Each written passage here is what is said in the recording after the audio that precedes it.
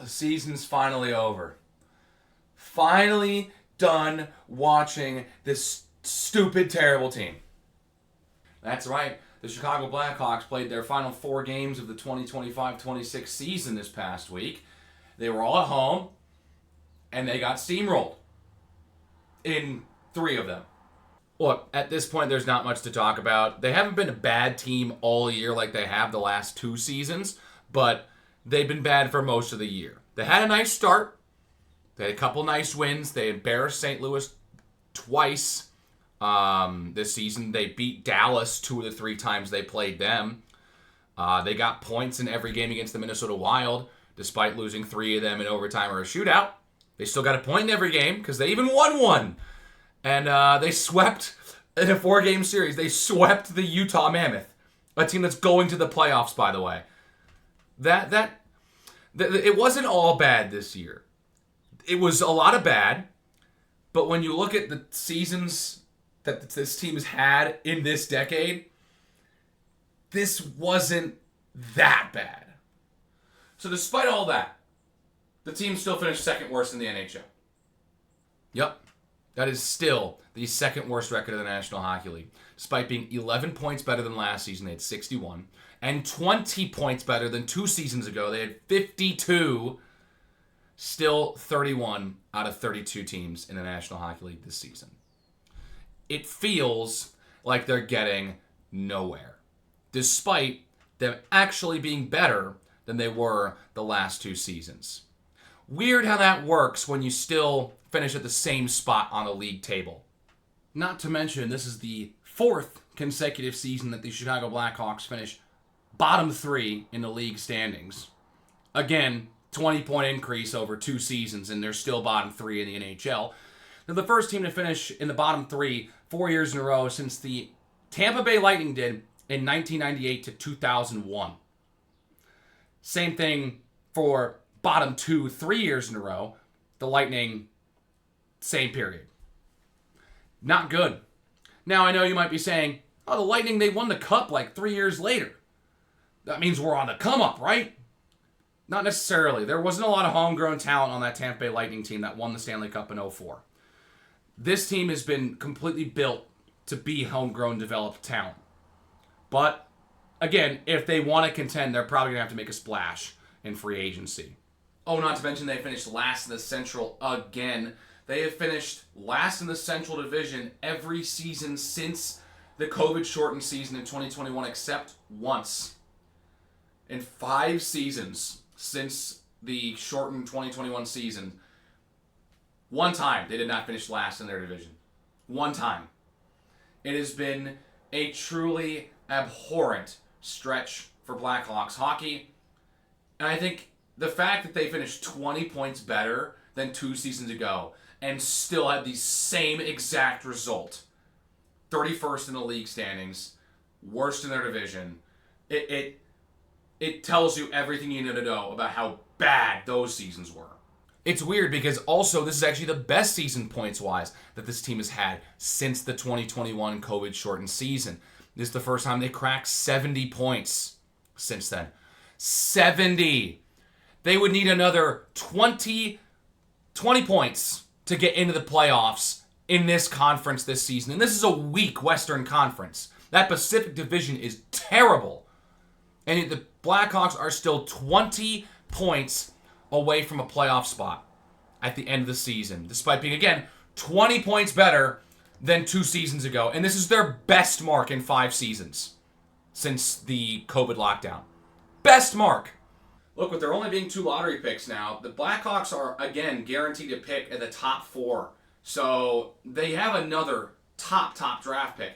And because I'm recording this on the last day of the regular season, there is a very small chance, very, very slim chance, that the Blackhawks will actually get 2 picks within the top 15 if the Panthers finish 10th in the league standings, which would require the Jets to win tonight against the Sharks, and then a team behind the Panthers wins a lottery pick, the Panthers would fall to 11th overall and then give their first-round pick to the Blackhawks. So there is a small chance the Hawks get 2 top 11 picks this season. That would be huge considering that they still have a lot of young talent that are developing.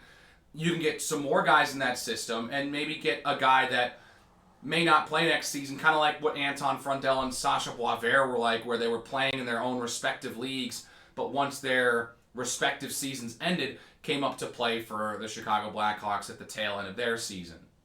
Look, I really like what Anton Frundell put together with the Hawks in about his dozen or so game sample size. It was a nice breath of fresh air. We had seen some guys over the past couple seasons come in late and showcase some pretty good potential. It started with Frank Nazar with like the 3 games that he played at the end of, I forget exactly which season it was. It might have been 2022-23, maybe 23-24. That might have been it. And then it was Lardis who came in late last season, if I remember correctly. And he impressed a little bit, in my opinion. And actually, no, he didn't even play last year. He didn't play last year. He started this year. This was his first year, right? I'm forgetting now. There's so many prospects. And that's probably what it is, because you got guys like Ryan Green and Oliver Moore that got called up. I want to say they were the prospects that got playing time last year. But, you got plenty of young guys that have been coming up to play for the Blackhawks at some point. You got Sam Renzel showing up every now and then. He wasn't a mainstay this year. But we saw Levshinov play a couple games last year. It's just been one of those seasons where even though the team's playing better, you're still thinking you're going nowhere because your spot in the standings haven't changed. But it then dawns on you that this is the best this team has looked in 5 years. Oh yeah, and then you remember that no one in the league feels bad for you because you won 3 cups in 6 seasons.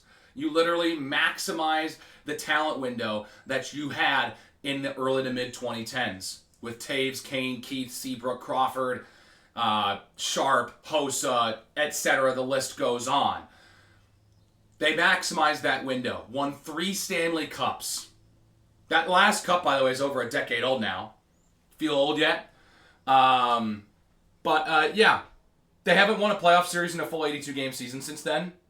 Literally the last time they won a playoff series in a full 82-game season was the 2015 Stanley Cup Final. The only time they've won a series since was in the 2020 qualifying round during COVID, where they beat the Edmonton Oilers to then get the privilege of getting smacked by the Vegas Golden Knights. So that's fun. But, it's just how it's been. They maximized their window, and it's just crashed since they won the Cup in 2015, man. They got close to coming back from 3-1 series deficit against the Blues the following year. Then they win the Western Conference and get swept by Nashville, which goes under the radar in terms of upsets because just 2 years afterwards, you have like the Blue Jackets taking out the Lightning in a sweep when the Lightning won 62 games. But the Hawks haven't been back to the playoffs in an 82-game season in 9 seasons. They've gone through a couple of coaches. It was Jeremy Colleton, then it was Luke Richardson, then it was a couple interim guys as well. Now it's Jeff Blashill. I've seen some people say that Blashill should be fired. Give him another year. It's his first season. And guess what? It was better than any of the years that Colleton and Richardson put together. I mean, I guess Colleton was the coach for the 2020 qualifying round series win over the Oilers, but I don't know. It doesn't feel the same, right? But regardless, that's still something. Anyways, I think Blashill should get another crack at it at least one more. If next year they regress, especially if they regress next season, I think you got to make a coaching change. But again, 11-point improvement from last season, 20-point improvement from 2 seasons ago. I say you give him another year. And it does not help that the final slate of games here at home, the Hawks go out with a whimper and leave a lot left to be desired. They get stomped by the Hurricanes, a team that just won the Eastern Conference, by the way, which doesn't surprise me, but it looks much worse when you were out shooting them in the game. You outshot a team that you lost to by 5 goals. I mean, seriously. That is it right there. You outshot them, and you lost by 5 goals. Where is the defense? Defense was not good. Spencer Knight wasn't good, but also the Hurricanes had a couple of pretty shots. You think about that goal Nikishin scored in the second period. Pinpoints the corner. That thing barely gets inside the net before it comes right back out. Just a perfect shot. So they had a couple of those. There were a couple of blunders from the defense as well. So Spencer Knight didn't get a lot of help, but he also could have made a couple saves as well.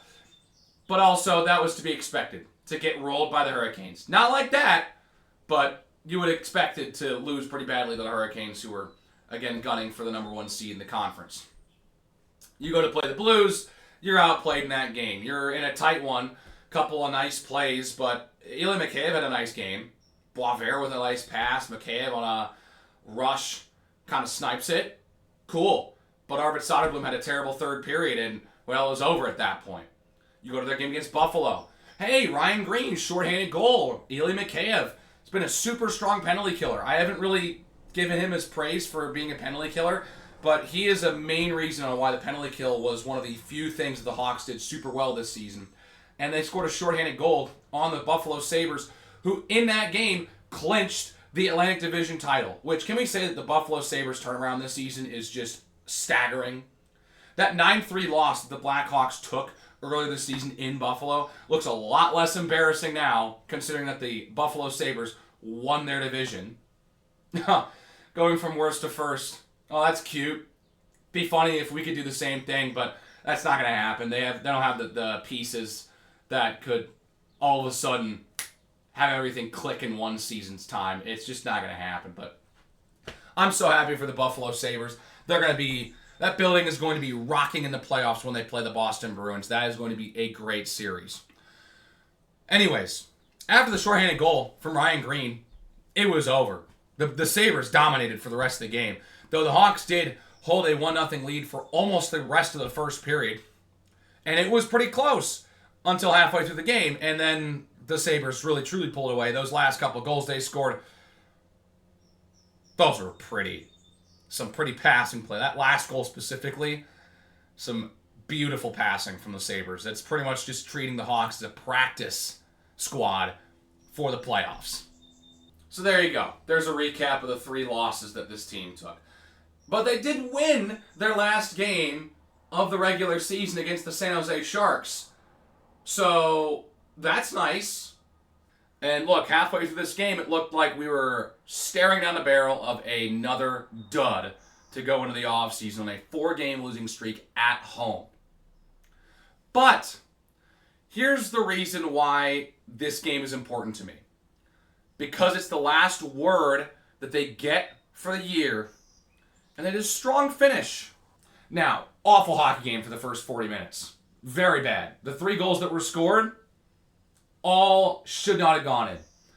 The 2 goals the Sharks scored in this game, both came off of Ethan Del Mastro, Blackhawks defenseman, and went in. Very unlucky for him. The Sharks technically scored a 3rd goal, but a successful offsides challenge from Coach Blashill takes one off the board for Tyler Toffoli. Ferraro and Misa get the 2 goals for the Sharks that both go off of Del Mastro and in. One kind of goes off his skate off a rebound and behind Spencer Knight. The other one, he's trying to prevent a centering pass, but he ends up knocking it into the 5-hole underneath Spencer Knight. The sheer luck of this sport, man. But we'll talk about Del Mastro in a minute again.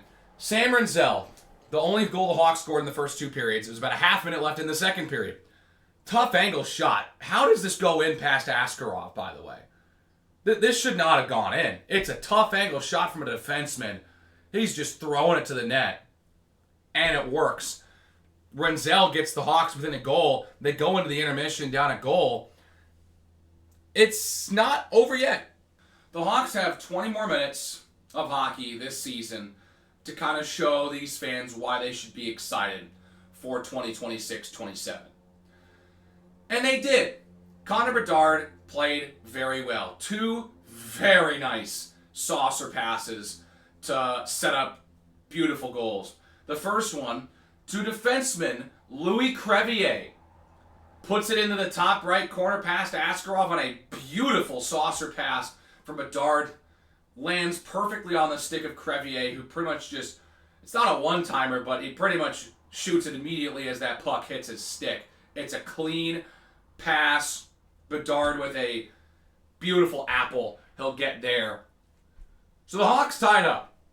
And then it's a guy who has knocked the puck into his net twice in his own game with under 12 minutes to go in the third period. Ethan Del Mastro makes up for it as he finds some open space on the left side of the ice near the near boards.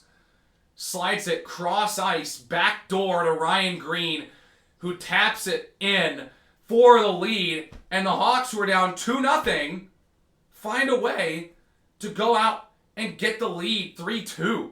Crevier would get his second out of the game on a blast from the point a little bit later to make it 4-2. And then with a little over 5 minutes to go, Connor Bedard, another nice backhand pass to Nick Lardis, who finishes it off for his 10th goal of the season. And the Hawks have a super strong third period, scoring 4 goals, 5 unanswered total to win the game 5-2 over the San Jose Sharks. And hey, that's a nice way to go out. Here's an interesting thing that makes this feel, again, pretty significant. The Sharks were 27-0-2 when leading after 2 periods this season. One of 6 teams in the NHL that hadn't lost in regulation when leading after 2 periods. The Hawks just came back from a 2-0 deficit, scoring 4 in the third to win that game. And it wasn't like they won it 3-2 and survived. No, they controlled the pace in the third period and won by 3 goals. That was a very nice showing in the last 20 minutes. And so, this brings me to the final point I'm going to talk about this season. The Chicago Blackhawks extend Kyle Davidson, the general manager. A lot of people are going to be upset about this because the Blackhawks under Kyle Davidson have been terrible. But he's had to spend the last 3 years fixing Stan Bowman's mistakes at the end of his tenure. I'm not going to lie. He worked that Seth Jones trade that is a huge win for both teams right now because Jones was an important piece of that cup run for Florida last year, and the Hawks got Spencer Knight, who has been a solid starting goaltender.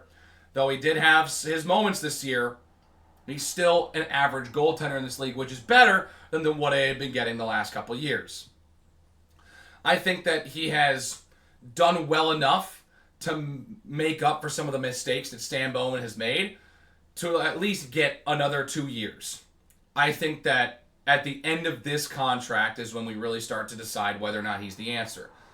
Well, Kyle Davidson has not had a great track record as Hawks GM, just from the fact that the team has stunk. But he's had to spend a lot of time fixing the mistakes that the previous regime had made. I think that this is fine. I hope it's only about 2 years. It's saying a multi-year contract. They haven't really said how long, at least to my knowledge.